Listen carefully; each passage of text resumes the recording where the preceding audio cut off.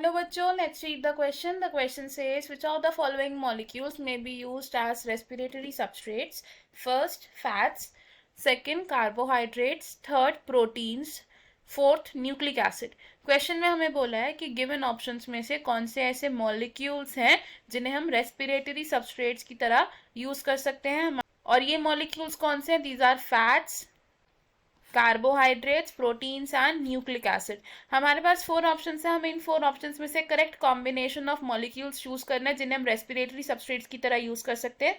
सो इस क्वेश्चन में हमारा की कॉन्सेप्ट क्या यूज हो रहा है? The key concept for this question is respiratory substrates. सबसे पहले समझते हैं कि रेस्पिरेशन क्या होता है. रेस्पिरेशन होती है एक ऑक्सीडेटिव प्रोसेस, और इस ऑक्सीडेटिव प्रोसेस में क्या होता है? ब्रेकडाउन होता है कार्बन बॉन्ड्स का.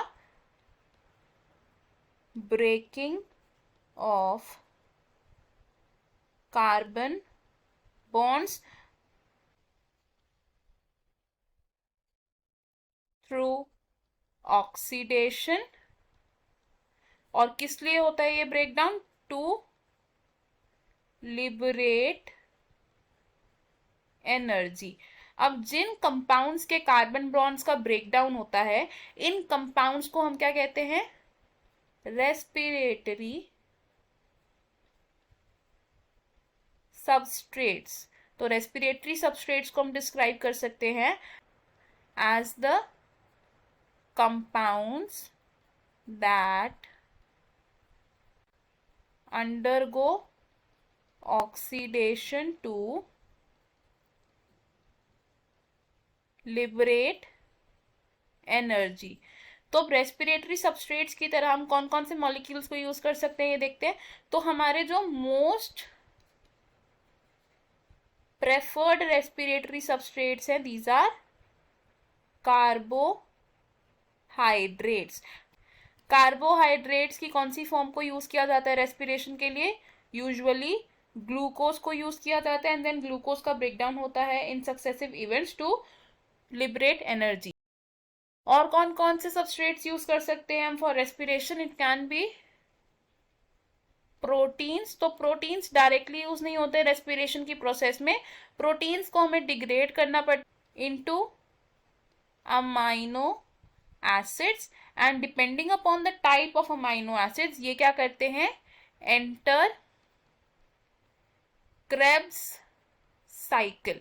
और सेकेंड टाइप ऑफ मॉलिक्यूल जिसे हम रेस्पिरेटरी सबस्ट्रेट की तरह यूज कर सकते हैं, दीज आर फैट्स. तो फैट्स का पहले ब्रेकडाउन होता है इनटू 2 कंपोनेंट्स, और ये 2 कंपोनेंट्स होते हैं फैटी एसिड एंड ग्लिसरॉल. अब फैटी एसिड की डिग्रेडेशन होती है इनटू एसिटाइल कोएंजाइम में, एंड देन एसिटाइल कोएंजाइम में एंटर करता है into the Krebs cycle, and glycerol की कन्वर्जन होती है into dihydroxy acetone phosphate which is DHAP. And ये ट्राइओस फॉस्फेट क्या करता है? It enters the glycolysis of respiration pathway. तो हम क्या बोल सकते हैं? हमारे जो मॉलिक्यूल्स रेस्पिरेटरी सबस्ट्रेट्स की तरह एक्ट कर सकते हैं, they are carbohydrates, fats and proteins. तो हमारे पास जो ऑप्शंस गिवन थे, इन ऑप्शंस को अगर हम देखें तो फैट्स को हम रेस्पिरेटरी सबस्ट्रेट्स की तरह यूज कर सकते हैं, कार्बोहाइड्रेट्स को भी एंड प्रोटीन्स को भी कर सकते हैं, लेकिन न्यूक्लिक एसिड्स को नहीं कर सकते हैं. तो हमारा करेक्ट आंसर क्या होगा from the given 4 options? It is option A which says first, second and third. बाकी के ऑप्शंस रॉन्ग है हमारे. Why? Because option B says first and second. ये ऑप्शन हमारा रॉन्ग होगा बिकॉज थर्ड मॉलिक्यूल यानी कि प्रोटीन्स को भी हम यूज कर सकते हैं एज रेस्पिरेटरी सबस्ट्रेट्स. तो ये हमारा बेस्ट सूटेबल आंसर नहीं होगा इस क्वेश्चन. ऑप्शन सी हमारा रॉन्ग होगा बिकॉज फोर्थ मॉलिक्यूल यानी कि न्यूक्लिक एसिड्स को हम यूज नहीं कर सकते as respiratory substrates. And option D भी हमारा रॉन्ग होगा because it says only first and third, लेकिन सेकंड मॉलिक्यूल यानी कि कार्बोहाइड्रेट्स हमारे मोस्ट प्रेफर्ड रेस्पिरेटरी सबस्ट्रेट्स होते हैं, तो ये भी हमारा बेस्ट सूटेबल आंसर नहीं होगा। इन दिस क्वेश्चन हमारा करेक्ट और फाइनल आंसर है option A which says first, second and third. I hope you understood it. All the best. Thank you.